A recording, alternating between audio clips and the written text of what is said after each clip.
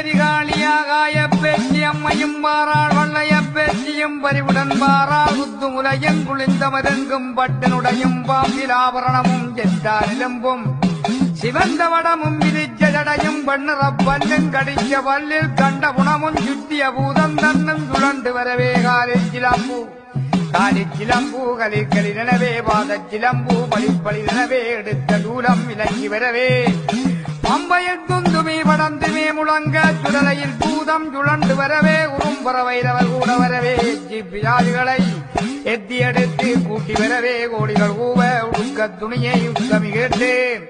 பூதமுகத்து கலந்து போக வந்து கல்லை குடிக்க கண்ணியை நினைத்து பூத புதாதுகளை பிடித்து விழுங்கி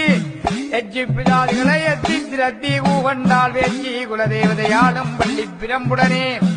வள்ளி பிரம்பு